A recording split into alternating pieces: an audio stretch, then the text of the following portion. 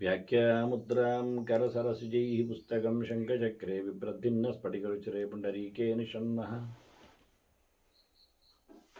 ಅಮಲಾನಶ್ರೀರಮೃತವಿಶದೈರಂಶವಿಪ್ಲಾವಯನ್ ಮಾಮಾವಿರ್ಭೂಯಾದನಗಮಹಿಮಾ ಮಾನಸೇ ವಾಗಧೀಶಃ ನಮಸ್ತೆ ಪ್ರಾಣೇಶ ಪ್ರಣತ ವಿಭವಾಯಾಮನಿಮಗಾಃ ನಮಸ್ವಾಮಿನ್ನ ರಾಮ ಪ್ರಿಯತಮನಮನ್ ಗುರುಗುಣ ನಮಸ್ತುಭ್ಯಂ ಭೀಮ ಪ್ರಬಲತಮ ಕೃಷ್ಣೇಷ್ಟ ಭಗವನ್ ನಮ ಶ್ರೀಮನ್ಮಧ್ವ ಪ್ರದಿಶ ಸುದೃಶನ್ನೋ ಜಯ ಜಯ ಶ್ರೀ ಗುರುಭ್ಯೋ ನಮಃ. ನಾರಾಯಣಂ ಸುರಗುರುಂ ಜಗದೇಕನಾಥಂ ಭಕ್ತಪ್ರಿಯಂ ಸಕಲಲೋಕ ನಮಸ್ಕೃತಂಚ ತ್ರೈಗುಣ್ಯವರ್ಜಿತಮಜಂ ವಿಭುಮಾದ್ಯಮೀಶಂ ವಂದೇ ಭವಗ್ರಂ ಅಮರಾಸುರಸಿದ್ಧವಂದ್ಯಂ ನಾರಾಯಣಂ ನಮಸ್ಕೃತ್ಯ ನರಂ ಚೈವ ನರೋತ್ತಮಂ ದೇವೀಂ ಸರಸ್ವತೀಂ ವ್ಯಾಸಂ ತತೋ ಜಯಮುದೀರಯೇ. ವೇದವ್ಯಾಸರ ಮಹಾಭಾರತದ ಚಿಂತಕರಿಗೆ ವಂದನೆಗಳು. ಶಾಂತಿ ಪರ್ವದ 423ನೆಯ ಪ್ರವಚನ ಮತ್ತು ಪರಾಶರರ ಮಾತುಗಳು ಜನಕರಾಜನಿಗೆ ತಿಳಿಸಿದವುಗಳನ್ನು ಭೀಷ್ಮರು ಧರ್ಮರಾಜನಿಗೆ ಹೇಳುತ್ತಿದ್ದಾರೆ. ಮನುಷ್ಯನ ಕರ್ಮತಂತ್ರ ಹೇಗಿರಬೇಕು ಅನ್ನುವುದರೆಡೆಗೆ ಹೆಚ್ಚಿನ ಒತ್ತು ಕೊಟ್ಟು, ಸಂಪತ್ತು ಅದು ಒಳ್ಳೆಯ ದಾರಿಯಿಂದ ಬರಬೇಕು. ನ್ಯಾಯಾಗತಂ ಧನಂ ವರ್ಣೈ ನ್ಯಾಯೇನೈವ ವಿವರ್ಧಿತ, ಅದನ್ನು ಬೆಳೆಸುವುದರಲ್ಲಿಯೂ ಅನ್ಯಾಯ ಮಾರ್ಗ ಇರಬಾರದು. ನ್ಯಾಯಯುತವಾಗಿ ಅದನ್ನು ಉಳಿಸಿಕೊಳ್ಳಲಿಕ್ಕೆ ಬೆಳೆಸಿಕೊಳ್ಳಲಿಕ್ಕೆ ನೋಡಬೇಕು. ಭಾಳ ಒಳ್ಳೆ ರೀತಿಯಿಂದ ಅದನ್ನು ಸಂರಕ್ಷ್ಯಂ ಯತ್ನಮಾಸ್ಥಾಯ, ದುಡ್ಡನ್ನು ಚೆನ್ನಾಗಿ ಫೋಲಾಗದಂತೆ ರಕ್ಷಣೆ ಮಾಡಬೇಕು. ಯಾಕೆ ಕೇಳಿದರೆ ಧರ್ಮಾರ್ಥಮಿತಿ ನಿಶ್ಚಯ ಅಂತಾರೆ. ಅದು ಧರ್ಮಕರ್ಮಕ್ಕಾಗಿ, ತಿಂದು ಹಾಕಲಿಕ್ಕಲ್ಲ, ಕಳೆದು ಹಾಕಲಿಕ್ಕಲ್ಲ. ಅದು ವಿಶೇಷವಾಗಿ ಧರ್ಮಕರ್ಮವನ್ನು ನಡೆಸಲಿಕ್ಕೋಸ್ಕರ ಸಂಪತ್ತನ್ನು. ಹಾಗಾಗಿ ಎಂಥದ್ದು, ಧರ್ಮಕರ್ಮಕ್ಕಾಗಿ ಸಂಪತ್ತನ್ನು ವಿನಿಯೋಗಿಸುವಾಗ ಅದು ಅನ್ಯಾಯದಿಂದ ಬಂದದ್ದಾಗಿರಬಾರದು. ಅಷ್ಟೇ ಅಲ್ಲದೆ ಅದನ್ನು ನ್ಯಾಯಯುತವಾಗಿ ಬಂದಿದೆ, ಆದರೆ ಅದನ್ನು ಬೆಳೆಸಿದ್ದು ಅನ್ಯಾಯಯುತವಾಗಿದ್ದರೆ ಅದು ತಪ್ಪೇ, ಸರಿಯಾಗುವುದಿಲ್ಲ. ನ ಧರ್ಮಾರ್ಥವು ಮತ್ತೆ ಸಂಪತ್ತನ್ನಾಗಲಿ ಸಂಪತ್ತಿನ ವಿಷಯದಲ್ಲಿ ಮಾಡತಕ್ಕಂಥ ಧರ್ಮವನ್ನಾಗಲಿ ಇದನ್ನು ಹಿಂಸೆ ಪ್ರಕಾರದಲ್ಲಿ ಮಾಡಬಾರದು. ಯಾರನ್ನು ದುಡಿಸಿಕೊಂಡು ಹೊಡೆದಾಡಿಕೊಂಡು, ಹಾಗಾಗಿ ಧರ್ಮ ಮಾಡಲಿಕ್ಕೋಸ್ಕರ ಸಂಪತ್ತು, ಸಂಪತ್ತಿನಲ್ಲಿ ಧರ್ಮ ಮಾಡುವಂಥದ್ದು, ಇವೆಲ್ಲ ನ ನೃಶಂಸೇನ ಕರ್ಮಣ ಧನ ಮಾರಚೇತ್. ಧರ್ಮವನ್ನು ಮಾಡಲಿಕ್ಕೋಸ್ಕರ ಸಂಪತ್ತನ್ನು ಮಾಡಿಕೊಂಡಾಗ ನ ಧರ್ಮಾರ್ಥಂ ನೃಶಂಸೇನ ಕರ್ಮಣ, ಕಷ್ಟವಾದ ಹಿಂಸಾತ್ಮಕವಾದ ದಾರಿಯಿಂದ ಧರ್ಮ ಮಾಡಲಿಕ್ಕೋಸ್ಕರ ದುಡ್ಡನ್ನು ಮಾಡುವುದಲ್ಲ. ಅಂಥದ್ದು ಪ್ರಯೋಜನ ಇಲ್ಲ. ಶಕ್ತಿತಃ ಸರ್ವಕಾರ್ಯಾಣಿ ಕುರ್ಯಾತ್ ನರ್ಧಿ ಮನುಸ್ಮರನ್, ಎಲ್ಲ ಕೆಲಸಗಳನ್ನು ಮಾಡುವಾಗಲೂ ಅದರಲ್ಲಿ ನಮಗೆ ಸಂಪತ್ತು ಬರಬೇಕು ಅಂತ ಮಾಡಬಾರದು. ಶ್ರೀಮಂತಿಕೆಗಾಗಿ ಮಾಡುವುದಲ್ಲ, ದುಡ್ಡಿಗಾಗಿ ಮಾಡಬಾರದು, ಅದೆಲ್ಲ ಕಳ್ಕೊಳ್ಳಿಕ್ಕೆ. ಹಾಗಾಗಿ ಬೆನಿಫಿಟ್ ಇಟ್ಟುಕೊಂಡು ಲಾಭಾಂಶವನ್ನು ನೋಡಿಕೊಂಡು ಧರ್ಮಕರ್ಮಗಳನ್ನು ಮಾಡುವುದಲ್ಲ ಅಂತ. ಎಂಥ ಅಲ್ಪವಾದ ವಿಷಯವನ್ನು ಕೊಟ್ಟರು ದೊಡ್ಡ ಸಂಗತಿಯಾದದ್ದು ಇತಿಹಾಸದಲ್ಲಿ ದಾಖಲೆ ಇದೆ. ಅಭೋ ಹಿ ಪ್ರಯತಃ ಶೀತಾಃ ತಾಪಿತಾಃ ಜ್ವಲನೇನವ ಶಕ್ತಿತಃ ಅತಿಥಯೇ ದತ್ವ ಕ್ಷುಧಾರ್ಥಾಯ ಅಶ್ನುತೆ ಫಲಂ. ಒಬ್ಬ ಹಸಿದಿದ್ದಾನೆ, ಅತಿಥಿಯಾಗಿದ್ದಾನವ, ಅಂದರೆ ಬಂದುಬಿಟ್ಟಿದ್ದಾನೆ ಮನೆ ಬಾಗಿಲಿಗೆ, ಅವನಿಗೆ ಹಸಿವಲ್ಲಿದ್ದಾನೆ, ಅವನಿಗೆ ನೀವು ನೀರು ಕೊಟ್ಟರು ಸಾಕಾಗ್ತದೆ ಅಂತ. ಅವನಿಗೆ ಆದದ್ದು ಹಸಿವು, ಆದರೂ ನೀರು ಕೊಟ್ಟರು ಆಗ್ತದೆ. ಅದೆಂಥದ್ದು, ನೀರನ್ನು ನೀವು ಬೇಕಾದರೆ ಹಾಗೆ ಚಪ್ಪೆಯೇ ಕೊಡಿ, ತಂಡಿಯೇ ಕೊಡಿ, ನಡೀತದೆ. ಇಲ್ಲ ತಾಪಿತ ಜ್ವಲನೇನ ಬಿಸಿ ನೀರು ಮಾಡಿಕೊಟ್ರು ಆಗ್ತದೆ. ಆದ್ದರಿಂದ ನೋಡಿ, ಇದು ಕುಡಿಯುವುದರಲ್ಲಿ ವಿಷಯವನ್ನು ನೀರು ಕೊಡುವುದರಲ್ಲಿ ಹೇಳುವಾಗ ಬಿಸಿ ನೀರು ಕೊಡಲಿಕ್ಕೆ ಉಂಟು ತಿಳಿಸಿಕೊಡುತ್ತಾರೆ. ಯಾಕೆಂದರೆ ನೀರುಂಟು, ನೀರೆಂತ ಕೊಡೋದು ದೊಡ್ಡ ಸಂಗತಿ, ಅಲ್ಲಿ ಹರಿತಾ ಇಲ್ವಾ, ನದಿ ಇರ್ತದಲ್ಲ, ಹಾಗಾಗಿ ಖಾಲಿ ಒಂದು ನೀರಿಗೋಸ್ಕರ ಅತಿಥಿ ಬರಲಿಕ್ಕಿಲ್ಲ ಅಂತ ಯೋಚನೆ ಮಾಡಬೇಡಿ.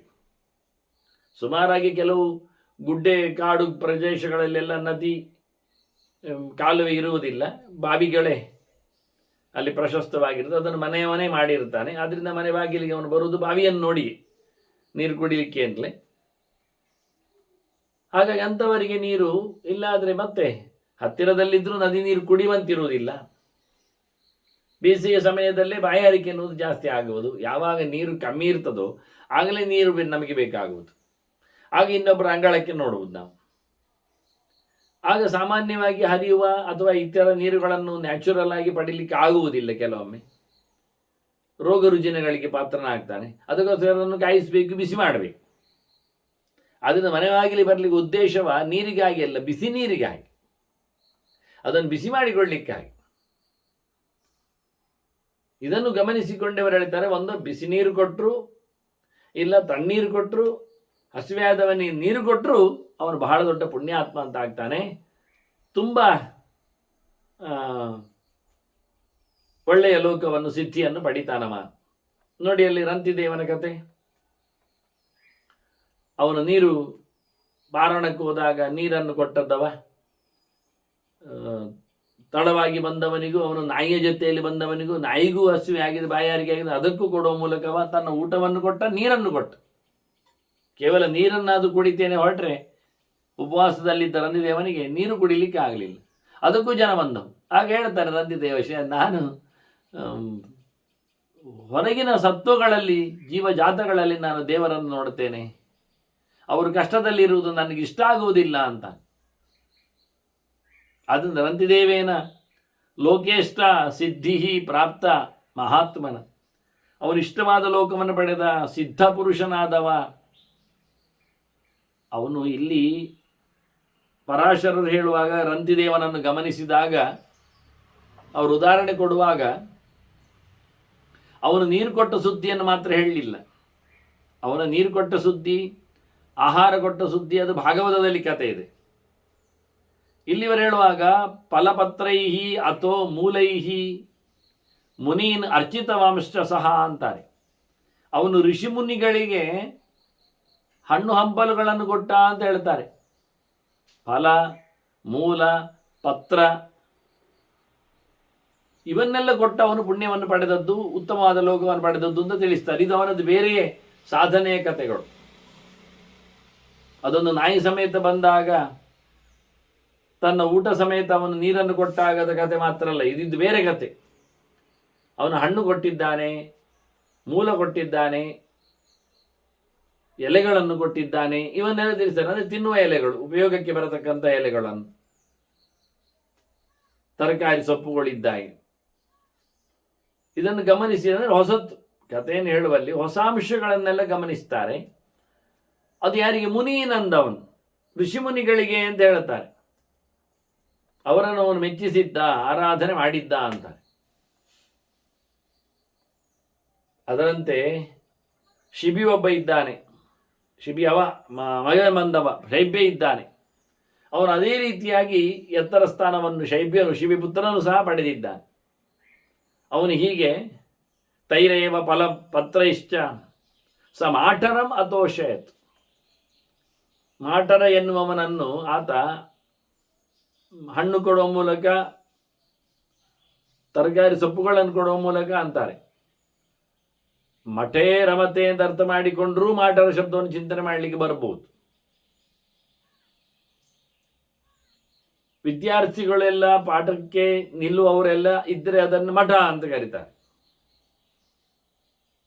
ಅದು ವಾಸ್ತವ.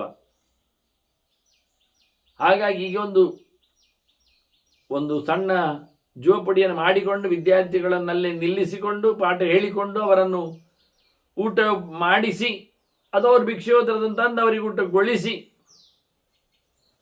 ಅಂತಹ ಒಬ್ಬ ಮಠಾಧಿಪತಿಯನ್ನು, ಛಾತ್ರ ನಿಲಯದ ಆಚಾರ್ಯನನ್ನು ಋಷಿಯನ್ನಿವ ಸಂತೋಷಗೊಳಿಸಿದ್ದ. ಹಣ್ಣು ಎಲೆ ಎಲ್ಲ ಕೊಡುವ ಮೂಲಕ ಅಂತಾರೆ, ತಸ್ಮಾಲೇಬೆ ಪರಮಸ್ಥಾನಂ ಶೈಭ್ಯೋಪಿ ಪೃಥ್ವೀಪತಿ.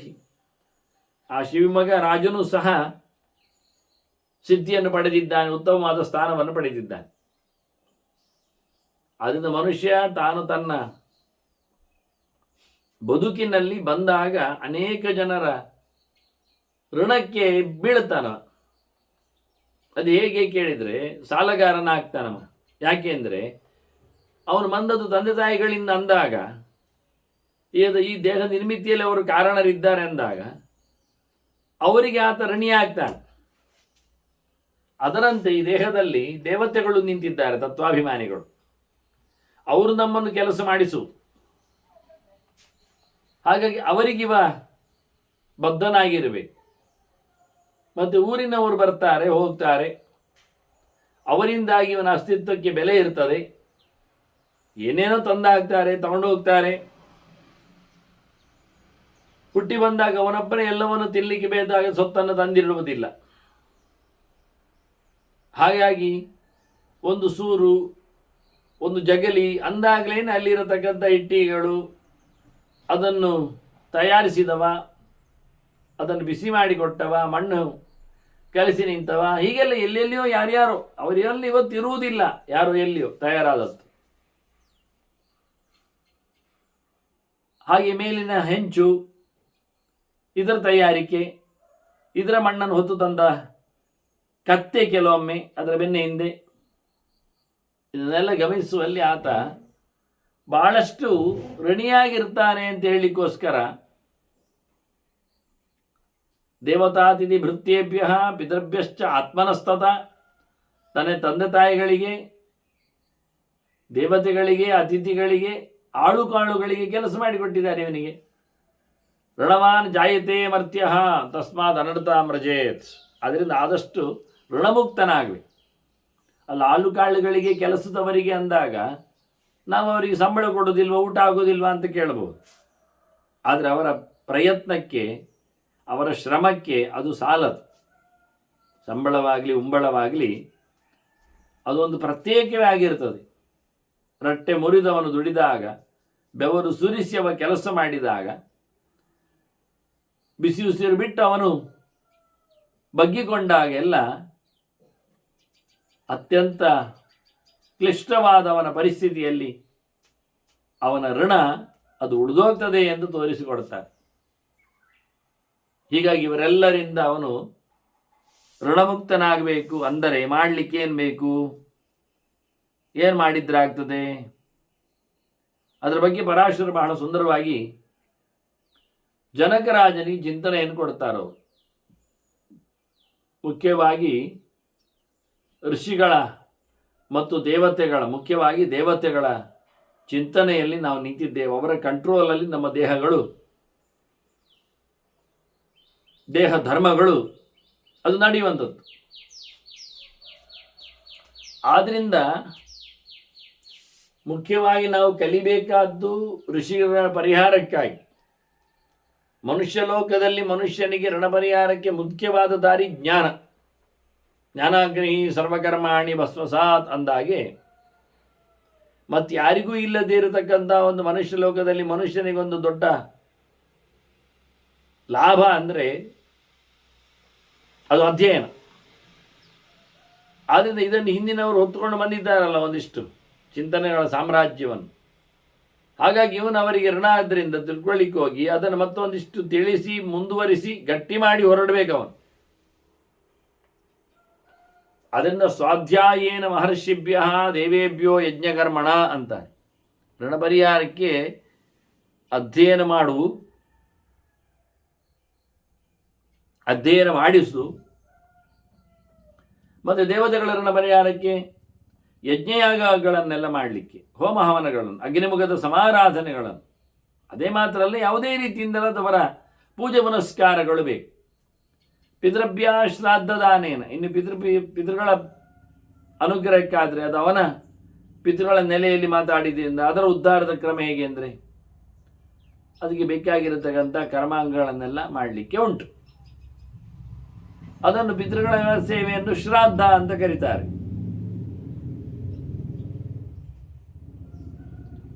ಅದು ಕೊನೆಯ ಹಂತ, ವಾರ್ಷಿಕವಾದ ಹಂತಗಳು. ಹಾಗೆ ಪಿತೃಭ್ಯ ಶ್ರಾದ್ದದಾನೇನ ನೃಣಾಂ ಅಭ್ಯರ್ಚನೇನ ಚ. ಇನ್ನು ಅತಿಥಿಗಳ ಋಣ, ಮನುಷ್ಯ ಋಣವನ್ನು ಪರಿಹಾರ ಮಾಡಿಕೊಳ್ಳಿಕ್ಕವ ಬಂದವರನ್ನು ಆದರದಿಂದ ಉಪಚರಿಸುವುದು, ಅವರನ್ನು ಎದುರುಗೊಳ್ಳುವುದು, ಅವರಿಗೆ ಬೇಕಾದ್ದನ್ನು ನೀಡುವಂಥದ್ದು ಅನ್ನುವ ನೆಲೆಯಲ್ಲಿ ಸುತ್ತಮುತ್ತಲಿನವರ ಋಣದಿಂದ ಆತನ ಪರಿಹಾರ ಆಗುವ ಬಗೆಯನ್ನು ಹೇಳ್ತಾರೆ ವಾಸ್ತವವಾಗಿ. ಮತ್ತೆ ಇವನು ಬದುಕುವಾಗ ಶುದ್ಧನಾಗಲಿಕ್ಕಿವ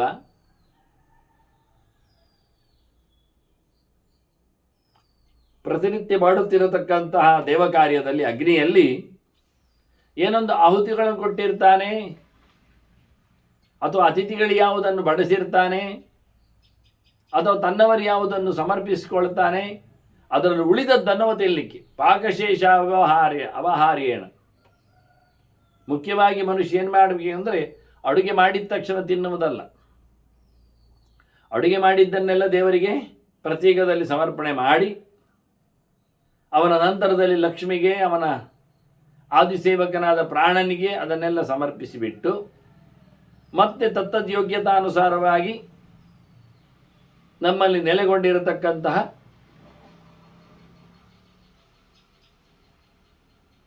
ವಿಷ್ಣು ಪರಿವಾರರಾದ ಗರುಡಶೇಷನೋ, ದಿಕ್ಪಾಲಕರೋ, ಸುಬ್ರಹ್ಮಣ್ಯ ಗಣಪತಿಯೋ, ಸೂರ್ಯಾದಿಗಳು, ಇವರೆಲ್ಲರನ್ನು ನಂತರದಲ್ಲಿ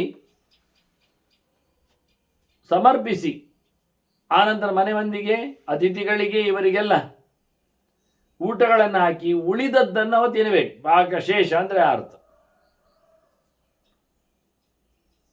ಭೃತ್ಯಾದಿತಿ ಪುರಸ್ಸರ ಭುಂಜೀತ ಹೃದ್ಗದಂ ವಿಷ್ಣು ಧ್ಯಾಯನ್ ಅಂತ ಹೇಳಿ ಆಚಾರ್ಯ ಮಧ್ವರು ಸದಾಚಾರ ಸ್ಮೃತಿಯಲ್ಲಿ ಉಲ್ಲೇಖ ಮಾಡ್ತಾನೆ. ಮನುಷ್ಯನಾದವನಿಗೆ ಮನೆ ಮಂದಿಗಳೆಲ್ಲ ಮೊದಲು ಊಟ ಮಾಡಲಿಕ್ಕೆ ಬೇಕು ಅಂತ, ಮತ್ತೆ ಕಡೆಗೆ ತಾನು ಊಟ ಮಾಡಲಿಕ್ಕೆ ಅಂತ. ಇದನ್ನು ಪಾಕಶೇಷ ಅವಹಾರ ಅಂತ. ಉಳಿದದ್ದನ್ನು ತಿನ್ನುವ ಮೂಲಕ ಅವನು ವಿಶೇಷವಾದ ಪಾಪವನ್ನು ಕಳ್ಕೊಳ್ಳುತ್ತಾನೆ. ಇದನ್ನು ಗಮನಿಸಿ ಕೆಲವರು ಹೇಳಿದ್ದುಂಟು, ಎಲ್ಲ ವಾರೆ ನೋಡುವವರೇ ಹೆಚ್ಚಿರುವುದು, ಅದನ್ನೇ ಪ್ರಚಾರ ಮಾಡುತ್ತಾರೆ. ಉಳಿದವರಿಗೆಲ್ಲ ತಿನ್ನಿಸಿ ತಿಂದದ್ದು ಯಾಕೆ ಗೊತ್ತುಂಟ? ನಾವು ಹೇಳಿ ಆಯ್ತಲ್ಲ ಯಾಕೆ ಅಂತ, ಋಣ ಪರಿಹಾರಕ್ಕೆ ಅಂತ ಅಲ್ಲವ. ಮತ್ತೆ ಅದು ಅವರೆಲ್ಲ ತಿಂದಂದ್ರೆ ಇವ ಉಳಿದದ್ದು ತಿನ್ನುವ ಮೂಲಕ ಇವನಿಗೆ ಧೈರ್ಯ ಬರ್ತದಂತೆ. ಎಂತ ಅಂತ, ಎಲ್ಲಿಯಾದರೂ ಫುಡ್ ಪಾಯ್ಸನ್ ಆದರೆ, ಅಡುಗೆಯಲ್ಲಿ ಏನಾದರೂ ತಪ್ಪಾಗಿದ್ರೆ, ಬೇಕು ಅಂತ ಮಾಡಿದ್ದಲ್ಲ, ಗೊತ್ತಿಲ್ಲದೆ ಏನಾದರೂ ಬಿದ್ದೋಯ್ತಪ್ಪ, ಅದು ಅಲ್ಲ, ಯಾವುದೋ ಕೆಮಿಕಲ್ ರಿಯಾಕ್ಷನ್ನಿಂದಾಗಿ ಹೆಚ್ಚು ಕಮ್ಮಿ ಆಯಿತು, ಪಾತ್ರೆಯಿಂದಲೋ ವಾತಾವರಣದಿಂದಲೋ ಅಥವಾ ಅವರು ಹಾಕಿರತಕ್ಕಂಥ ಪ್ರಿಸರ್ವೇಟಿವ್ಗಳಿಂದಲೋ, ಪ್ರಿಸರ್ವೇಟಿವ್ ಆಗಲಿಕ್ಕೆ ಒಂದೂವರೆ ಆಗಿದ್ರಿ. ಹೀಗಾಗಿ ಇದು ಟೆಸ್ಟ್ ಮಾಡೋದಂತೆ. ಅವ ಮನೆ ಮಂದಿಗೆಲ್ಲ ಊಟ ಹಾಕಿ, ಆಳು ಕಾಳಿಗೆಲ್ಲ ಮೊದಲು ಊಟ ಹಾಕುವುದು, ಸೀನಿಯರ್ ಸಿಟಿಸನ್ಗಳಿಗೆಲ್ಲ ಮೊದಲು ಬಳಸಿಬಿಡೋದು, ಮತ್ತು ಅತಿಥಿಗಳಿದ್ರೆ ಅವರಿಗೆಲ್ಲ, ಅಭ್ಯಾಗತರಿಗೆ ಬಂದವರಿಗೆ, ಮತ್ತು ಉಳಿದದ್ದು ಕೊನೆಗೆ ಯಜಮಾನ ತಿನ್ನುವುದು ಅಂತ. ಅದು ಹೇಳುವುದು ಬಾಯಲ್ಲಿ ಉಳಿದದ್ದು ಅಂತ, ಆದರೆ ಉಳಿಸಿದ್ದು ಯಾಕೆ? ಉಳಿಸಿದ್ದೆ. ಮತ್ತು ಯಾಕೆ ಕೇಳಿದರೆ, ಅವರೆಲ್ಲ ತಿಂದು ಗಟ್ಟಿಯಾಗಿದ್ದರೆ ಇವನು ಮತ್ತೆ ತಿಂತಾನೆ. ಇಲ್ಲ ಆದರೆ ದೊಡ್ಡ ದೊಡ್ಡ ಶ್ರೀಮಂತ ಕುಳಗಳ ಮನೆಗಳಲ್ಲೆಲ್ಲ ಹೀಗೆ, ಮೊದಲಿಗೆ ಅಡುಗೆ ಮಾಡಿದವನಿಗೆ ಊಟ ಮಾಡಲಿಕ್ಕಂತೆ. ಹಾಗೆ ಟೆಸ್ಟ್ ಮಾಡೋದು, ಏನಾದರೂ ನಿನ್ನದು ಹೆಚ್ಚು ಕಮ್ಮಿ ಆಗಿದ್ದರೆ ನೀನೇ ಮೊದಲು ಸಾಯಿ ಮಾರಾಯ ಅಂತ. ಆನಂತರ ಅವರು ಪಂಜರದಲ್ಲಿ ಕೆಲವು ಹಕ್ಕಿಗಳನ್ನು ಸಾಕಿರ್ತಾರೆ, ಅದಕ್ಕೆ ಆಗೋದು. ಯಾಕೆಂದರೆ ತೋಟದಲ್ಲಿ ಹಾಕಿದ ಹಕ್ಕಿಯನ್ನು ನಂಬಲಿಕ್ಕೆ ಆಗುವುದಿಲ್ಲ ಅಂತ. ಅದು ಎಲ್ಲಿಯಾದರೂ ಇವತ್ತೇ ಯಾರಾದರೂ ತೋಟಕ್ಕೆ ಟ್ರೈನ್ ಮಾಡಿದ ಹಕ್ಕಿಯನ್ನು ಕಳಿಸಿದರೆ, ಅಂದರೆ ವಿಷ ತಿಂದು ಏನು ಆಗದಂಥ ಪ್ರಾಣಿಯನ್ನು ಕಳಿಸಿದರೆ, ಇವರು ಅದನ್ನು ತಿಂದುಬಿಟ್ರೆ ಸಾಯಲಿ ಅಂತ ಆಗಲಿ, ಅದಕ್ಕೋಸ್ಕರ ಇವರೇ ಒಂದು ಸಾಕಿಕೊಂಡ ಹಕ್ಕಿಗಳಿಗೆ ತಿನ್ನಿಸ್ಬೇಕು. ಮೊದಲಾಗಿ ತಿಳ್ಕೊಳ್ಳೋದು ಜನ ಅಂತ ಗೊತ್ತುಂಟ, ಅಯ್ಯೋ ಭಾರಿ ಪ್ರೀತಿ ಮಾರಾಯರ ಅವರಿಗೆ, ಅವರು ತಿನ್ನೋದು ಮುಂಚೆ ಎಲ್ಲ ಅವರ ಹಕ್ಕಿಗೆ, ಮನೆಯವರಿಗೆ, ಇವರಿಗೆಲ್ಲ ಕೊಟ್ಟು ತಿಂತಾರೆ. ಕೊಟ್ಟು ತಿನ್ನೋದೆಂಥದ್ದು ಕರ್ಮ ಕುಂಬಳ, ಅದು ಅವನು ಎಲ್ಲಿಯಾದರೂ ಸಾಯ್ತು ಹೋದರೆ, ಬಿದ್ದು ಹೋದರೆ ಅವರು ಹೋಗಲಿ ಅಂತ ಅವನು ಕಡೆಗೆ ತಿನ್ನುವುದು ಅಂತ ಹೀಗೆಲ್ಲ ಟ್ರೇಸ್ ಮಾಡಿದವರಿದ್ದಾರೆ ಕಥೆಯನ್ನು. ಧರ್ಮಶಾಸ್ತ್ರದ ಬಗ್ಗೆ ಓರೆ ನೋಟವನ್ನು ಬರೆದವರು ಬೇಕಾದಷ್ಟು ಜನ ಇದ್ದಾರೆ. ನೋಡಿ, ಧರ್ಮರಾಜನೇ ಹಾಗೆ ಮಾಡಿದ್ದ. ಈ ಮಾತು ಧರ್ಮರಾಜನಿಗೆ ಅಂಟಿಕೊಂಡಿದೆ, ಅಭ್ಯಾಸ ಆಗಿದೆ. ಅವನು ಅಕ್ಷಯ ಪಾತ್ರೆ ಇದ್ದರೂ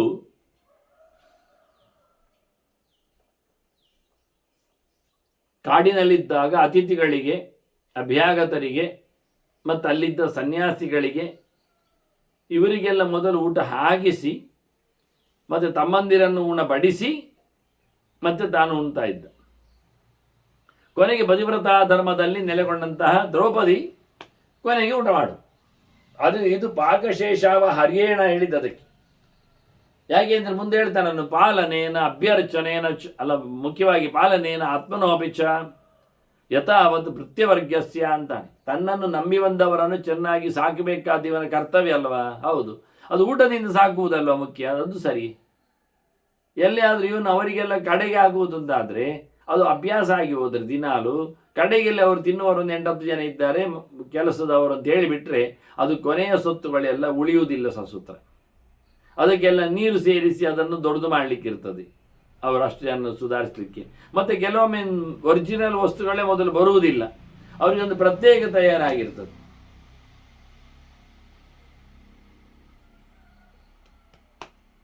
ಅದು ಆಗಬಾರ್ದು ಅಂತ ಹೇಳಿಯೇ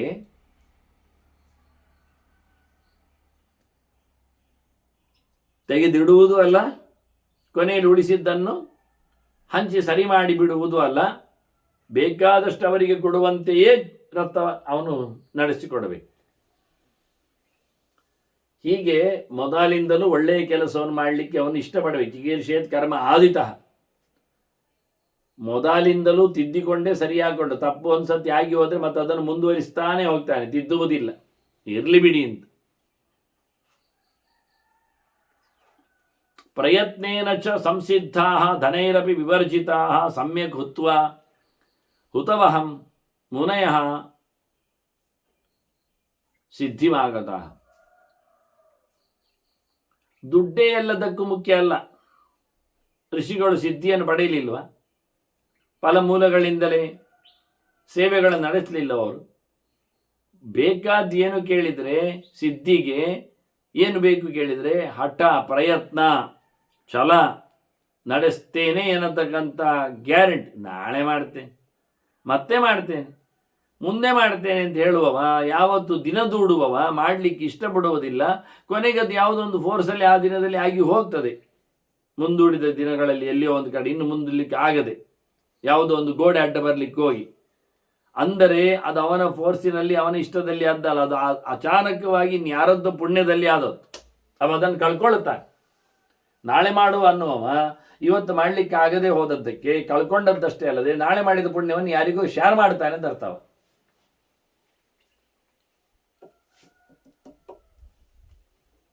ಇಲ್ಲಿ ಬೇಕಾದ ದುಡ್ಡಿನ ವಿಷಯ ಅಲ್ಲ, ದೇಹದ ಬಲ, ಮನೋಬಲ, ಪ್ರಯತ್ನ. ಭೀಮ ಹೇಳಿದಾಗೆ ಪ್ರಯತ್ನ ಮೇಕಮಗ್ರತ ವಿಧಾಯ ಭೂತಿಮಾಪ್ನುಮಃ ಅಂತ. ಮಹಾಪ್ರಯತ್ನ ವರ್ಜಿತ ಜನಾ ನ ಜಗ್ಬರುನತಿ. ಸುಮ್ಮನೆ ಖಾಲಿ ಪ್ರಯತ್ನ ಮಾಡೋದಲ್ಲ, ಮಹಾಪ್ರಯತ್ನ ಮಾಡಬೇಕು, ಭಾರಿ ಯತ್ನವನ್ನು ನಡೆಸಬೇಕು, ಮರಳಿ ಶ್ರಮ ವಹಿಸಬೇಕು ಅವನು. ಹಾಗಾದರೆ ಅವನು ಸಕ್ಸಸ್ ಆಗ್ತಾನೆ ಅಂತ ಮುಖ್ಯವಾಗಿ.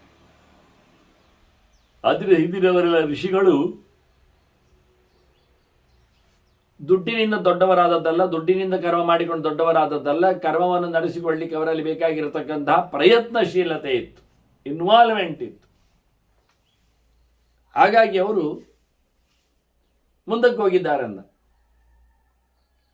ಉದಾಹರಣೆಗೆ ಹೇಳುವುದಾದ್ರೆ ವಿಶ್ವಾಮಿತ್ರಸ್ಯ ಪುತ್ರತ್ವಂ ಋಚೀಕ ತನಯ ಅಗಮತ್. ಋಚೀಕನ ಮಗ ಒಬ್ಬ ಶುನಶ್ಯೇಪ, ಅವನನ್ನು ಮಾರಿದ್ದಾನವ. ಅವನು ಬಿಟ್ಕೊಟ್ಟಿದ್ದಾನೆ ಹರಿಶ್ಚಂದ್ರನಿಗೆ. ಅವ ವರುಣಯಜ್ಞ ಮಾಡಿದ್ದಾನೆ. ಅದರಲ್ಲಿ ಇವ ಶುನಶ್ಯೇಪ ಮಧ್ಯೆಯನ್ನ ಅವನನ್ನು ಮಾರಿ ಆಯಿತು, ಬಿಟ್ಟುಕೊಟ್ಟಾಯಿತು ಬಲಿಪಶುವನ್ನಾಗಿಸ್ಲಿಕ್ಕೆ. ರೋಹಿತನ ಬದಲಿಗೆ, ಹರಿಶ್ಚಂದ್ರ ತನ್ನ ಮಗನ ಬದಲಿಗೆ ವರುಣಯಾಗದಲ್ಲಿ ಒಬ್ಬ ಮನುಷ್ಯನನ್ನು ಕ್ರಯ ಕೊಟ್ಟು ತಂದಿದ್ದಾನೆ ಶುನಶ್ಯೇಪನ. ಅವನಿಗೆ ಅಲ್ಲಿ ವಿಶ್ವಾಮಿತ್ರ ಸಿಗ್ತಾನೆ, ಹೇಳ್ತಾನೆ ಸಂಗತಿ, ನಾನು ಬೇಡ ಆಗಿದ್ದೇನೆ, ನಡುವೆ ಹುಟ್ಟಿದವ ನಾನು, ಅತ್ತಿತ್ತಿನವರ ತಂದೆ ತಾಯಿಗಳ ಮಕ್ಕಳನ್ನು ಎಲ್ಕೊಂಡೋದ್ರು, ನನ್ನ ಬಿಟ್ಟುಕೊಟ್ರು, ನಾನೀಗ ಬಲಿಪಶು ಆಗಿದ್ದೇನೆ, ಯೂಪದಲ್ಲಿ ನನ್ನನ್ನು ಕಟ್ಟಿ ಹಾಕ್ತಾನೆ. ವರುಣಯಾಗಕ್ಕಾಗಿ ಹರಿಶ್ಚಂದ್ರ ತನ್ನ ಮಗನನ್ನು ಕೊಡ್ತೇನೆ ಹೇಳಿದ್ದಕ್ಕೆ. ಆಗ ವಿಶ್ವಾಮಿತ್ರ ಹೇಳಿದ, ನೀನು ಇಂಥ ಮಂತ್ರಗಳಿಗೆ ಇಂಥ ದೇವತೆಯನ್ನು ಪ್ರೈಸ್ ಮಾಡು, ವರುಣನನ್ನು ದೇವತೆಗಳನ್ನೆಲ್ಲ ಸಂತೋಷಗೊಳಿಸು, ಬಿಡುಗಡೆ ಕೊಡುವವರು ಅವರು. ಹೇಳಿಕೊಂಡು ಅವನಿಗೆ ಹೇಳಿಕೊಟ್ಟ. ಶುನಶ್ಯೇಪ ಹಾಗೆ ಮಾಡಿದ, ಕಂಬಕ್ಕೆ ಕಟ್ಟಿದವ. ಶುನಶ್ಯೇ ಬೋಹ್ಯಕ್ವದ್ ಗೃಭೀತಃ ಅಂತ ಹೇಳಿಕೊಂಡು ಅವನನ್ನು ಬಲಿಪಶು ಕಂಬಕ್ಕೆ ಕಟ್ಟಿದ್ದಾರೆ. ಅವನು ಅಗ್ನಿ ಅಂತರ್ಗತನಾಗಿ ಅಗ್ನಿಯನ್ನು ಸಹ ಇತರ ದೇವತೆಗಳನ್ನು ಭಗವಂತನ ಎಲ್ಲ ಗುರುಗಳಿಗೆ ಹೇಳಿಕೊಟ್ಟಾಗಿ ಸ್ತೋತ್ರ ಮಾಡಿದ್ದಾನೆ, ಸ್ತುತಿಸಿದ್ದಾನೆ, ಚಿಂತನೆಗೈದಿದ್ದಾನೆ. ಇದರಿಂದಾಗಿ ಅವನನ್ನು ವರುಣನೇ ಬಿಟ್ಟುಕೊಡ್ತಾನೆ. ಈಗ ಅವನು ಯಾರ ಮಗ? ಯಾರ ಮಗ ಅಂದರೆ ತಂದೆ ತಾಯಿಗಳು ಮಾರಿಯಾಗಿದೆ. ಅವನನ್ನು ರಾಜ ಕೊಂಡುಕೊಂಡಾಗಿದೆ, ರಾಜ ಬಲಿ ಕೊಟ್ಟಾಗಿದೆ. ಆದ್ದರಿಂದ ಅವನನ್ನು ಬಚಾವ್ ಮಾಡಿದವ ವಿಶ್ವಾಮಿತ್ರ ಮಂತ್ರ ಹೇಳಿಬಿಟ್ಟು. ಆದ್ದರಿಂದ ಅವನು ಹೋಗಿ ವಿಶ್ವಾಮಿತ್ರನ ಮಗನಾಗಿ ಬಿಟ್ಟ. ನೋಡಿ ಹೇಗಿದೆ. ಆದ್ದರಿಂದ ಮನುಷ್ಯ ಎಂಥದೂ ಆಗ್ತಾನೆ, ತ್ಯಾಗದಲ್ಲಿ ದಾನದಲ್ಲಿ ವ್ಯತ್ಯಾಸವನ್ನು ಪಡಿತಾನೆ. ಇದನ್ನು ಉಲ್ಲೇಖ ಮಾಡಲಿಕ್ಕೋಸ್ಕರ ವಿಶ್ವಾಮಿತ್ರನಿಗೂ ಸಹ ಋಗ್ವಿಹಿ ಸ್ತುತ್ವಾ ಮಹಾಬಾಹೋ ದೇವಾನ್ ವೈ ಯಜ್ಞ ಭಾಗಿನಃ. ಶುನಶ್ಯೇಪ ವಿಶ್ವಾಮಿತ್ರ ಮಗನಾಗಿ ಬಂದ ಅಲ್ಲಿಯ ದೇವತೆಗಳನ್ನವ ಕೊಂಡಾಟ ಮಾಡಿದ್ದರಿಂದ ಅಂತ ಹೇಳ್ತಾರೆ. ಇದರಿಂದ ಎಷ್ಟು ಋಷಿಗಳು ಎಲ್ಲ ಇದ್ದಾರೆ, ಒಬ್ಬರಿಬ್ಬರಲ್ಲ. ವಾಸ್ತವವಾಗಿ ನೋಡ್ಲಿಕ್ಕೆ ಹೋದ್ರಿ ಸ್ತೋತ್ರ ಮಾಡಿ ದೇವರಿಂದ ಅನುಗ್ರಹ ಪಡೆದವರು ವಿಶ್ವಾಮಿತ್ರಲ್ಲಿ ಹೇಳಿದಾಗ ಇನ್ನೆಷ್ಟೋ ಋಷಿಗಳು, ಅತ್ರಿ ಮುಂತಾದವರೆಲ್ಲ ಸೇರಿದ್ದಾರೆ. ಇನ್ನೊಂದು ಉದಾಹರಣೆ, ಹಿಂದೆ ಕಥೆ ಹೇಳಿದ್ನಲ್ಲ ಧರ್ಮರಾಜನಿಗೆ, ಉಶನಸ್ಸಿನತ್ತು, ಭಾರ್ಗವ ಗೋತ್ರದಲ್ಲಿ ಬಂದವನತ್ತು. ಅವನ ಹೆಸರು ಬೇರೆ ಇತ್ತಲ್ಲ ವಾಸ್ತವವಾಗಿ, ಶುಕ್ರ ಅಂತ. ಅದು ಯಾಕೆ ಆಯಿತು ಅಂತ ಧರ್ಮರಾಜ ಕೇಳಿದ್ದಕ್ಕೆ ಒಂದಿಷ್ಟು ದೊಡ್ಡ ಇತಿಹಾಸವನ್ನೇ, ಕುಬೇರನ ಮೇಲಿನ ದೌರ್ಜನ್ಯವನ್ನಿಟ್ಟುಕೊಂಡು ಶಿವ ಅವನ ಮೇಲೆ ಕೋಪಿಸಿಕೊಂಡಾಗ ಅವನನ್ನು ಬಾಯೊಳಗೆ ಹಾಕೊಂಡ ಕಥೆ, ಅಲ್ಲಿಂದ ಅವನು ಅಧೋದ್ವಾರದಲ್ಲಿ ಬರಲಿಕ್ಕೆ ಹೋಗಿ ಮೂತ್ರದ್ವಾರದಲ್ಲಿ ಸೃಷ್ಟಿಯಾಗಲಿಕ್ಕೆ ಅವನು ಒಂದು ದೃಷ್ಟಿಯಿಂದ ಶುಕ್ರ ಆಗಿಬಿಟ್ಟ ಅಂತ ನೋಡಿ. ಶುಕ್ರನು ಸಹ ಪಾರ್ವತಿಯನ್ನು ಸ್ತೋತ್ರ ಮಾಡಿಕೊಂಡೇ ಅವನ ಆಕಾಶದಲ್ಲಿ ಗ್ರಹ ಆಗುವ ಭಾಗ್ಯವನ್ನು ಪಡೆದಿದ್ದಾನೆ. ರುದ್ರದೇವರ ಅನುಗ್ರಹದಿಂದ ಅವನು ಶುಕ್ರನಾಗಿ ಬಂದವ. ಮುಖ್ಯವಾಗಿ ತನ್ನ ಸ್ತೋತ್ರದಿಂದಾಗಿ, ಹಾಗೆ ಹೇಗೆ ಶುನಶ್ಯೇಪ ಸ್ತೋತ್ರದಿಂದ ಬಿಡುಗಡೆ ಪಟ್ಟನೋ ಹಾಗೆ ದೇವತೆಗಳ ಸ್ತೋತ್ರದಿಂದ ಅವನು ಮೇಲಕ್ಕೆ ಬಂದಿದ್ದಾನೆ. ತತಃ ಶುಕ್ರತ್ವ ಮುಷನಾಹ ದೇವದೇವ ಪ್ರಸಾದನಾತ್ ದೇವಿ ಸ್ತುತ್ವಾತು ಗಗನೇ ಮೋದತೆ ತೇಜಸಾವೃತಃ. ಪಾರ್ವತಿಯ ಅನುಗ್ರಹದಿಂದಾಗಿ ಅವನು ಶುಕ್ರಗ್ರಹನಾಗಿ ನಿಂತಿದ್ದಾನೆ. ಆಕಾಶದಲ್ಲಿ ಅವನ ಸಂಚಾರಕ್ಕೆ ಅವಕಾಶ ಸಿಕ್ಕಿದ್ದರಿಂದ ಅಷ್ಟು ಎತ್ತರದ ವ್ಯಕ್ತಿಯಾಗಿ ಅವನ ಬಂದಿದ್ದಾನೆ ಅಂತ ತಿಳಿಸ್ತಾರೆ.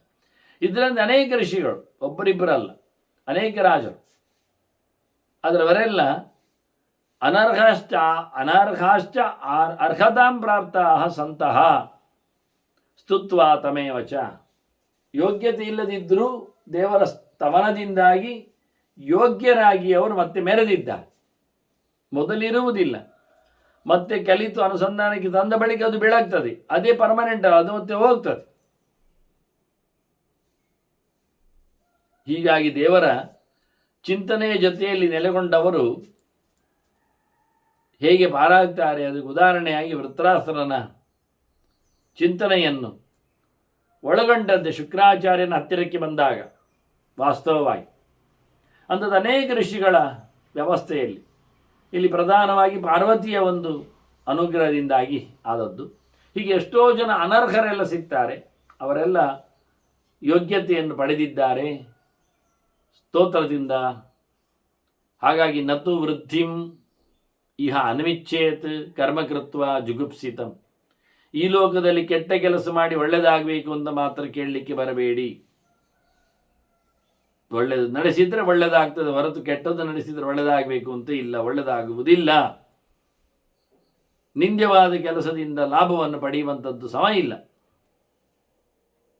ಮತ್ತು ಏರ್ತಾಹ ಧರ್ಮೇಣ ತೇ ಸತ್ಯ. ನಮಗೆ ಸಂಪತ್ತುಗಳು ಧರ್ಮ ಮಾರ್ಗದಲ್ಲಿ ಬಂದವೆಯೋ ಹಾಗಾದರೆ ಅದು ಒಳ್ಳೆಯದು, ಅದು ದೇವರಿಗೆ ಯೋಗ್ಯ. ಹಾಗೆಯೇ ಅಧರ್ಮೇಣ ನೀವೆಲ್ಲದ ಅಪಮಾರ್ಗದಿಂದ ಸಂಪತ್ತನ್ನು ಒಟ್ಟು ಮಾಡಿದ್ರಿಯಾ, ಅದಕ್ಕೆ ನಮ್ಮದು ಬಹಿಷ್ಕಾರ ಉಂಟು. ದಿಗಸ್ತು ತಾನು ಹೊರಗಾಗಿ ನ್ಯಾಯಯುತವಾಗಿ ಸಂಪಾದನೆ ಮಾಡಿ ಧರ್ಮವನ್ನು ನಡೆಸಬೇಕು ಹೊರತು ಅನ್ಯಾಯಯುತವಾದದ್ದಲ್ಲ, ಅದು ಪ್ರಯೋಜನಕ್ಕೆ ಬರುವುದಿಲ್ಲ ಅಂದು. ಹೊರಗೆ ಇಡುವಂತೆ ಚಿಂತನೆಯಲ್ಲಿ ತಂದುಕೊಟ್ಟಿದ್ದಾರೆ. ಮತ್ತೆ ಮುಖ್ಯವಾಗಿ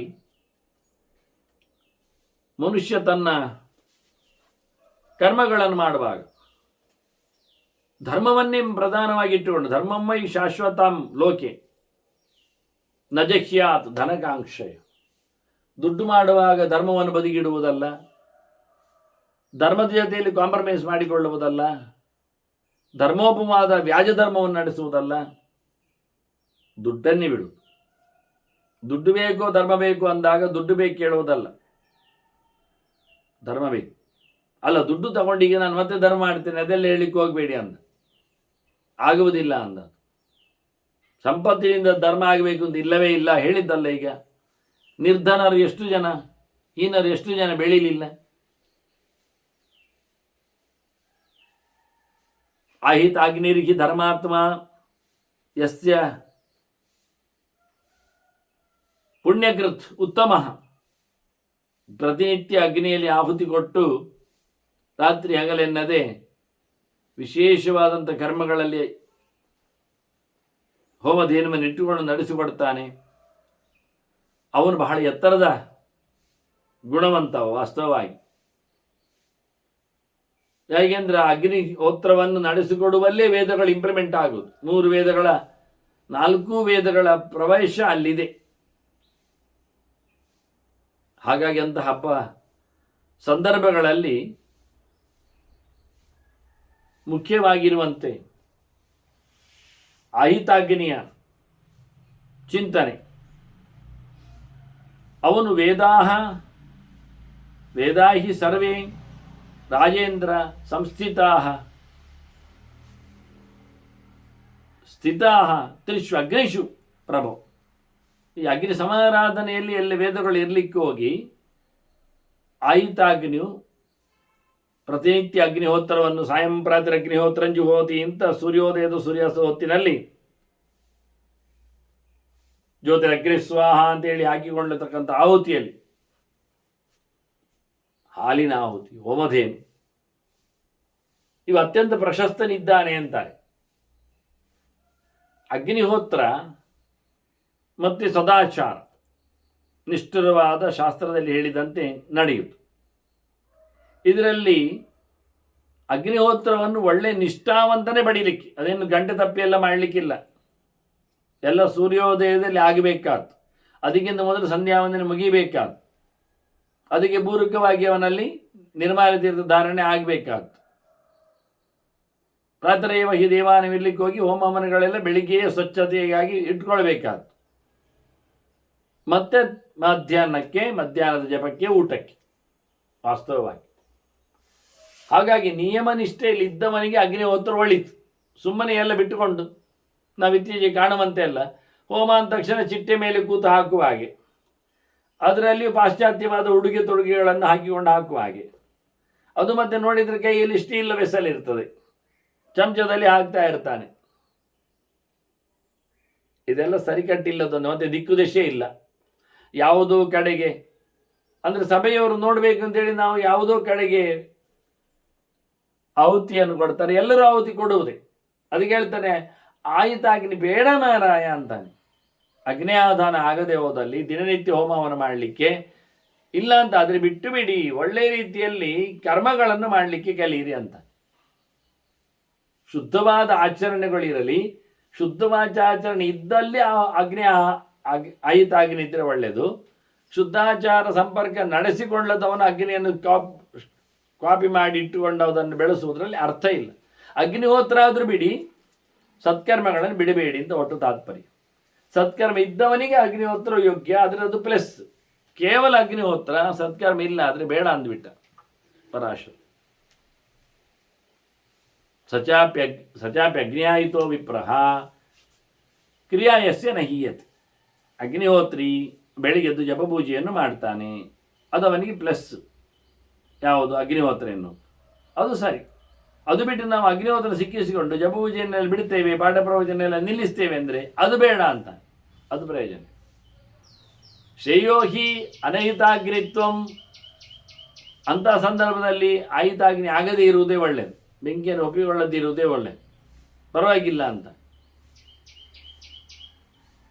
ಅಷ್ಟು ಕಷ್ಟಕರವಾದ ಕೆಲಸಗಳು, ಜಪ ತಪ ಅನುಷ್ಠಾನಗಳನ್ನು ಬಿಟ್ಟು ಮಾಡುವಂಥದ್ದು ಅಗ್ನಿಹೋತ್ರದ್ದು ತಪ್ಪಾಗ್ತದೆ. ನಿತ್ಯಕರ್ಮವನ್ನು ಬಿಟ್ಟಾಗಿ ಆಗ್ತದೆ. ಆದ್ದರಿಂದ ಅಗ್ನಿಹೋತ್ರಕ್ಕೆ ಬೆಲೆ ಕಡಿಮೆ ಅಂತ ಹೇಳಿಬಿಟ್ರು.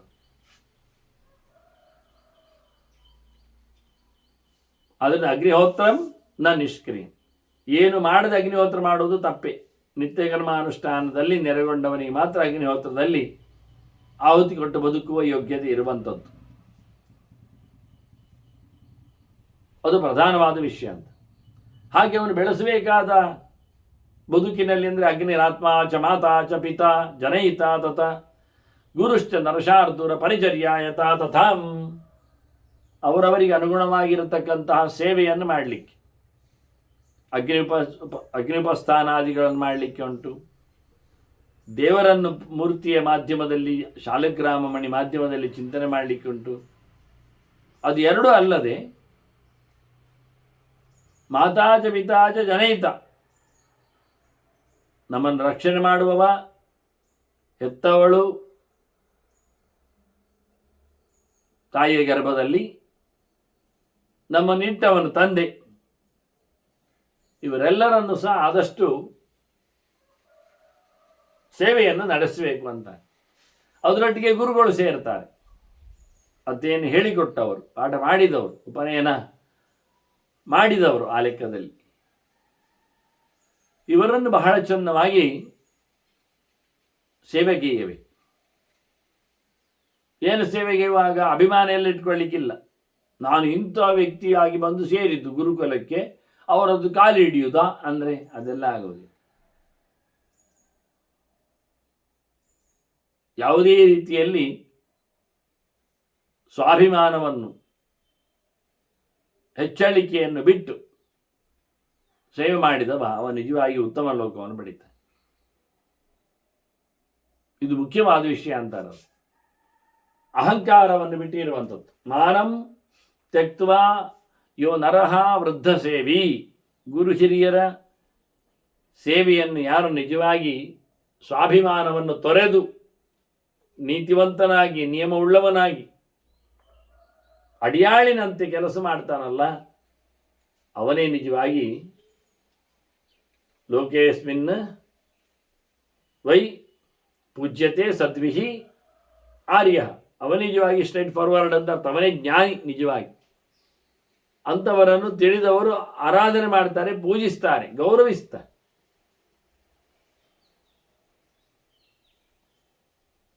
ಅದರಂತೆ ವಿದ್ವಾನ್ ಕ್ಲೀಬಃ ಪಶ್ಯತಿ ಪ್ರೀತಿಯೋಗ, ಒಬ್ಬ ತಿಳಿದವ ಅವ ಬಹಳ ಎತ್ತರದಲ್ಲಿ ಇರ್ತಾನೆ, ಸಾಮಾನ್ಯ ಜನರಲ್ಲಿನ ಒಡನಾಟ ಇರುವುದಿಲ್ಲ ಅವನಿಗೆ. ಅವನು ಏಕ ಪ್ರಕಾರವಾಗಿ ಇಂದ್ರಿಯಗಳ ನಿಗ್ರಹವುಳ್ಳವನಾಗಿ ಜಗತ್ತಿನ ಜನರನ್ನು ಸೇರಿಸಿಕೊಂಡು ವ್ಯವಹಾರ ನಡೆಸುವಂತೆ ಮಾಡಿಕೊಂಡಾಗ ಅವನೇ ವಿಶೇಷ ಅನಿಸ್ತಾನೆ. ಅವನಾಗ ಜಗತ್ತನ್ನು ಸಂಪಾದನೆ ಮಾಡುವಾಗ ಅವನು ಕ್ಲೀಬನಂತೆ ನಪುಂಸಕರಂಗೆ ಇರ್ತಾನೆ, ಇರಬೇಕು. ಇದರಿಂದ ಸಮಾಜ ಬೆಳೀತದೆ. ಯಾವ ರೀತಿಯಲ್ಲಿ ನಪುಂಸಕನಿಗೆ ಸಮಾಜದಲ್ಲಿ ಹೆಚ್ಚಿನ ಮನ್ನಣೆ ಬರುವುದಿಲ್ಲವೋ, ಹೆಚ್ಚು ಕಡೆಯಲ್ಲಿ ಅವನು ಇರುವುದಿಲ್ಲವೋ ಹಾಗೆ ತಿಳಿದವನು ಸಹ ಹಾಗಿರಬೇಕು. ಅವನೆಲ್ಲರಲ್ಲಿ ತನ್ನ ಅಭಿಮಾನವನ್ನು, ಸ್ವಾಭಿಮಾನವನ್ನು, ಗರ್ವವನ್ನು ಬಿಟ್ಟು ಬೆರೆತಿರ್ತಾನಲ್ಲ, ಒಟ್ಟಾಗಿರ್ತಾನಲ್ಲ, ಎಲ್ಲರ ಮೇಲೆ ಅವನಿಗೆ ಒಂದೇ ಪ್ರಕಾರವಾದಂಥ ವಿಶ್ವಾಸ, ಪ್ರೀತಿ, ನಂಟು ಇರಲಿಕ್ಕೆ ಹೋಗಿ ಅವನು ಲೋಕದಲ್ಲಿ ಗುರುತಿಸಲ್ಪಡ್ತಾನೆ. ಮತ್ತು ದಾಕ್ಷೇಣ ಹೀನ ವಾಸ್ತವವಾಗಿ ಸಮರ್ಥನಾಗಿದ್ದಾನೆ. ಆದರೆ ಅದನ್ನು ಇಟ್ಟುಕೊಳ್ಳದೇನೆ ಬಿಟ್ಟುಕೊಟ್ಟೆ ಧರ್ಮಯುಕ್ತ ಅನದಾಂತ, ಪೂರ ಬಗ್ಗಿಕೊಂಡಿದ್ದಾನೆ, ಧರ್ಮವನ್ನು ನಡೆಸ್ತಾನೆ, ಏನು ಬೇಕಾದರೂ ಸಾಮರ್ಥ್ಯ ಇದೆ ಅಂತಾದರೂ ಏನು ವ್ಯತ್ಯಾಸ ಮಾಡೋದಿಲ್ಲ. ಇಂಥವರೆಲ್ಲ ಲೋಕದಲ್ಲಿ ನಮಗೆ ಪೂಜಾರ್ಹರಾಗಿ ಗಮನಕ್ಕೆ ಬರ್ತಾರೆ. ವೃತ್ತಿಸ್ಸಕಾಶಾತ್ ವರ್ಣೇಭ್ಯ ನಿತ್ಯಂ ಹೀನಸ್ಯ ಶೋಭನ.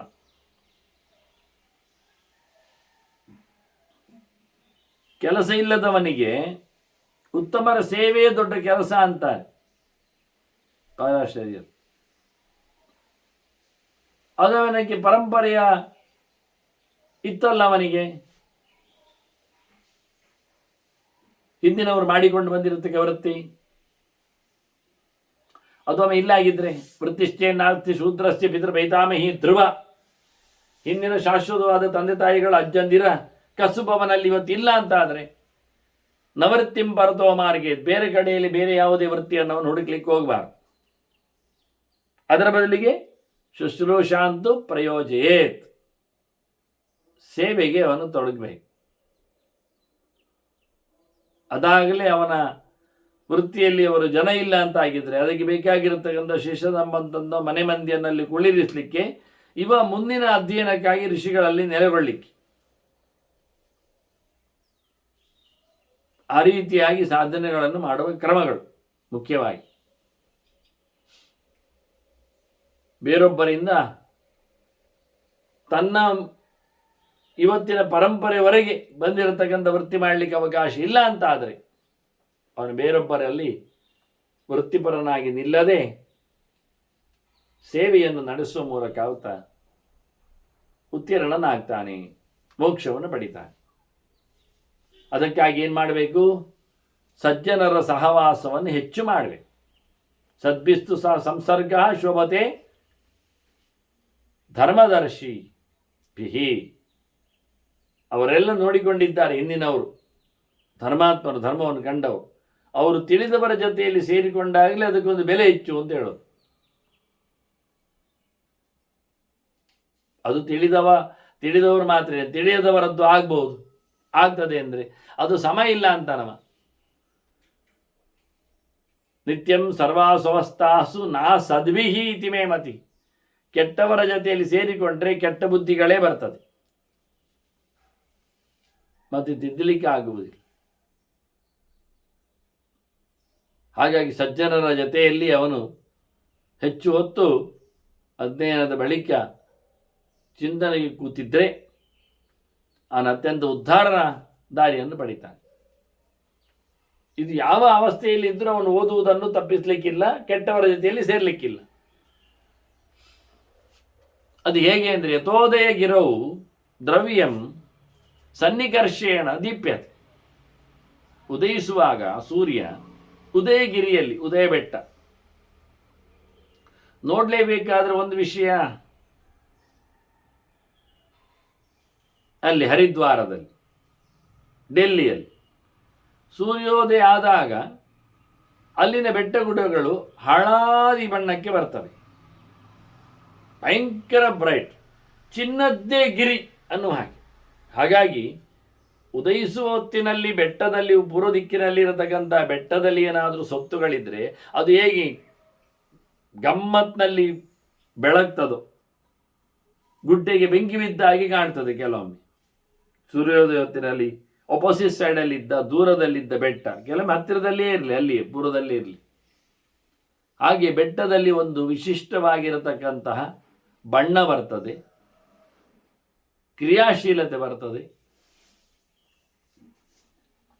ಅದರಂತೆ ಒಳ್ಳೆಯವನ ಜೊತೆಯಲ್ಲಿ ಸಂಪರ್ಕಕ್ಕೆ ವ್ಯಕ್ತಿ ಸಾಗಿದರೆ ಅವನು ಒಳ್ಳೆಯವನಾಗ್ತಾನೆ. ಬೆಟ್ಟದ ಮೇಲೆ ಸೂರ್ಯನ ಕಿರಣ ಬೀಳಲಿಕ್ಕೆ ಹೋಗಿ ಬೆಟ್ಟದ ವಸ್ತು ಸೂರ್ಯನಂತೆ ಹೊಳೆಯಿತು, ಬಣ್ಣವನ್ನು ಎಳೆದುಕೊಂಡಿತು. ನಾವ್ಯಾಕೆ ಅದನ್ನು ಪ್ರಭಾವಿತವನ್ನಾಗಿಸಲಿಕ್ಕೆ ನಾವು ಅಧ್ಯಯನದಲ್ಲಿ, ಜನರಲ್ಲಿ, ಬೆರೆದಾಟದಲ್ಲಿ ನೋಡಲಿಕ್ಕೆ ಬಾರದು? ಅದನ್ನು ನೋಡ್ತಾರೋ. ಹಾಗಾಗಿ ಹತ್ತಿರ ಇರಲಿಕ್ಕೆ ಹೋಗಿ ಬೆಳಕು ಅದನ್ನು ಹೀರಿಕೊಂಡದ್ದಕ್ಕೆ ನಾವು ಸಹ ಹತ್ತಿರದಲ್ಲಿದ್ದರೆ, ಆಗದವರ ಹತ್ತಿರದಲ್ಲಿ, ಸಂಸ್ಕಾರ ಇಲ್ಲದವರ ಹತ್ತಿರದಲ್ಲಿದ್ದರೆ ಅವರದ್ದು ಗುಣದೋಷ ನಮಗೆ ಅಂಟುಕೊಳ್ತದೆ. ಅದೇ ಅತ್ಯಂತ ಕೆಳಗಿನವನಾದರೂ ನಾವಿದ್ದವನು ವಿಶ್ಲೇಷಣೆ ಮಾಡಿದ್ದಾಗೆ ಅವನು ಈಗಾಗಲೇ ಲ್ಯಾಚ್ಗಳು ಹೇಳಿದ್ದನ್ನು ಲೆಕ್ಕಾಚಾರಕ್ಕೆ ಕೊಡಲಿಲ್ಲ ನಾವು. ಅಂಥವನು ವೃತ್ತಿಯನ್ನು ಕಳ್ಕೊಂಡವನು ಒಂದು ದೃಷ್ಟಿಯಿಂದ. ಪರಂಪರೆಯಲ್ಲಿ ಯಾವುದೋ ಇರ್ತದೆ, ಆ ವೃತ್ತಿಗಳನ್ನೆಲ್ಲ ಈಗ ಅವನು ಕಳ್ಕೊಂಡಿದ್ದಾನೆ. ಅಂದರೆ ಅಲ್ಲಿ ಯಾರು ಈಗ ಇಲ್ಲ. ಅಂತಹ ಸಂದರ್ಭದಲ್ಲಿ ಅವನನ್ನು ನೀವು ಖಾಲಿ ಪರಿಶುಶ್ರೂಷೆಯಲ್ಲಿ ನಿಲ್ಲಿಸಿದಾಗ ಅದರಿಂದಲೇ ಅವನು, ಯಾಕೆಂದು ಒಳ್ಳೆಯವರ ಸಂಪರ್ಕಕ್ಕೆ ಒಳಗಾದ್ದರಿಂದವ, ಅವನು ನೀಚನಾಗಿದ್ದರೂ ಶೂನ್ಯನಾಗಿದ್ದರೂ ಬಡವನಾಗಿದ್ದರೂ ಅವನು ಸಂಪರ್ಕಕ್ಕೆ ಒಳಗಾಗಿಸಿದವರು ಅತ್ಯಂತ ಪ್ರಧಾನರಾಗಿ ಬಿಟ್ಟರೆ ಅವನು ಶ್ರೀಮಂತನಾಗ್ತಾನೆ. ಒಬ್ಬ ಬಡವ ದರಿದ್ರ ಶ್ರೀಮಂತನಲ್ಲಿ ಕೆಲಸಕ್ಕೆ ಸೇರಿದರೆ ಅವನು ಸ್ವಲ್ಪ ಸಮಯದಲ್ಲೇ ಶ್ರೀಮಂತನಾಗ್ತಾನೆ. ನ್ಯಾಯಯುತವಾಗಿ ಕೆಲಸ ಮಾಡಿಯೇ ಅವರಿಂದ ಬಹುಮಾನ ಗಿಟ್ಟಿಸಿಕೊಂಡು. ಅದನ್ನು ಮಾಡಬೇಕಾದ್ದು ಕೆಟ್ಟವರ ಸಹವಾಸವನ್ನು ಬಿಡುವಂಥದ್ದು, ಒಳ್ಳೆಯವರ ಸಹವಾಸವನ್ನು ಮಾಡುವಂಥದ್ದು. ಅದನ್ನು ಬಹಳ ಸ್ಪಷ್ಟವಾಗಿ ಚಿಂತನೆಯಲ್ಲಿ ತಂದರು ಅವರು. ಇನವರ್ಣೋ ಅಪಿ ದೀಪ್ಯತೆ ಅಂತೇಳಿ ತಥಾ ಸತ್ವ ನಿಕರ್ಷೇಣ, ಒಳ್ಳೆಯವರ ಜೊತೆಯಲ್ಲಿ ಅವನು ಸೇರಿಕೊಳ್ಳುವ ಮೂಲಕ ಹತ್ತಿರದಲ್ಲಿ, ಅದಕ್ಕೆ ಬಹಳ ಹಿಂದೆ ಅತ್ತರಿನ ವಾಸನೆ ಬಗ್ಗೆ ಹೇಳಿದ್ರಲ್ಲ, ಹೂವಿನ ತೋಟದಲ್ಲಿ ನಿಂತವನು ಹೂವಿನ ವಾಸನೆ ಅಂತ ತರ್ತಾನೆ ಸಂಪರ್ಕಕ್ಕೆ ಒಳಗಾಗಿ. ಸಮುದ್ರದಡಿಯಲ್ಲಿ ನಿಂತವನು ಮೀನಿನ ವಾಸನೆಯನ್ನು ಹೊತ್ತು ತರ್ತಾನೆ.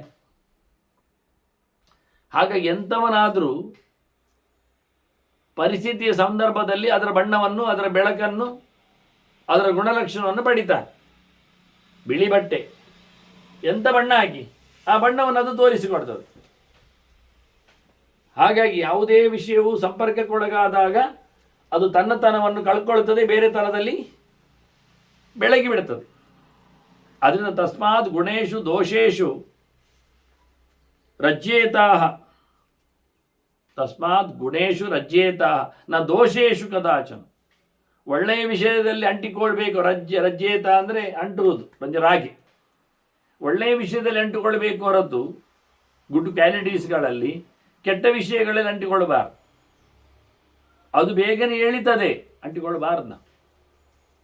ಹಾಗೆ ಕ್ರಮ ವಾಸ್ತವವಾಗಿ. ಯಾಕೆ ಕೇಳಿದರೆ ಇನ್ನು ಉಂಟಲ್ಲ, ತಡ ಉಂಟಲ್ಲ. ಈಗ ಮೊದಲು ಅಂಟಿಕೊಳ್ಳೋದು ಮತ್ತೆ ಬೇರೆ ಮಾಡೋದು ಇಲ್ಲ, ಒಮ್ಮೆ ಅಂಟಿದ್ರೆ ಹೋಗುವುದಿಲ್ಲ. ಅನಿತ್ಯಮಿಹಮರ್ತ್ಯಾನಾಂ ಜೀವಿತಂ ಹಿ ಚಲಾಚಲ. ಮನುಷ್ಯರಿ ಬದುಕು ದಿನ ಬಹಳ ಜಾಸ್ತಿ ಇಲ್ಲ. ಅದು ಚಂಚಲ. ಅಂದರೆ ಏನು ಚಲ? ಚಲಾಚಲ. ದೇಹ ಚಲ, ಜೀವ ಅಚಲ. ನಿತ್ಯ ನಿಂತವ ಜೀವ, ಬರುವುದು ದೇಹ, ಅದು ಅನಿತ್ಯವಾದ. ಆದ್ದರಿಂದ ನಮ್ಮ ದೇಹ ಮತ್ತು ನಾವು ಅಂದಾಗ ಇದು ಎರಡನ್ನು ನೋಡಿಕೊಂಡ್ರೆ ಅದು ಚರಾಚರ, ಚಲಾಚಲ. ಯಾವುದೂ ಸ್ಥಿರ ಇಲ್ಲ, ಯಾವುದು ಅಸ್ಥಿರವಲ್ಲ. ಹಾಗಾಗಿ ಜೀವ ಅದು ಅಸ್ಥಿರ ಅಲ್ಲ, ಅದು ದೇಹ ಅದು ಸ್ಥಿರ ಅಲ್ಲ.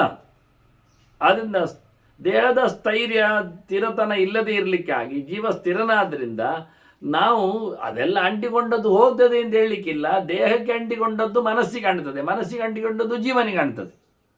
ತೆಗೆಯುವುದು ಹೇಗೆ? ಆದ್ದರಿಂದ ಆದಷ್ಟು ಹೊರಗಿನಿಂದ ದೋಷಗಳನ್ನು ಅಂಟಿಕೊಳ್ಳದಂತೆ ನೋಡಿ ಬದುಕುವುದೇ ಬಹಳ ಚಂದವಾದದ್ದು. ಟೆಂಪರರಿ ಅಲ್ಲ ಅದು. ದೇಹಕ್ಕೆ ಹೋದದ್ದು ಅಂಟಿ ಹೋದದೆ ಅಂತ ಹೇಳಲಿಕ್ಕೆ ಬರುವುದಿಲ್ಲ. ದೇಹದ ಅಂಟುವಿಕೆಯನ್ನು ಮನಸ್ಸು ಗಟ್ಟಿ ಮಾಡಿಕೊಂಡು ಜೀವವನ್ನು ಅದು ಹೇಳ್ಕೊಳ್ತದೆ. ಆದ್ದರಿಂದ ಆದಷ್ಟು ಒಳ್ಳೆಯದೆಡೆಗೆ ಬಗ್ಗಲಿರಲಿ ಅಂತ ಹೇಳಿ ಬಹಳ ಚಂದವಾದಂಥ ಮಾತುಗಳನ್ನು ಪರಾಶರರು ತಂದಿದ್ದಾರೆ ಚಿಂತನೆಗೆ. ಮತ್ತೆ ಮುಂದಿನ ರಾಜನಿಗೆ ಹೇಳಿದ ಮಾತುಗಳನ್ನು ಮತ್ತೆ ಕೇಳುವ ವಂದನೆಗಳೊಂದಿಗೆ ಶ್ರೀಕೃಷ್ಣ ನಾರಾಯಣ ನಾರಾಯಣ.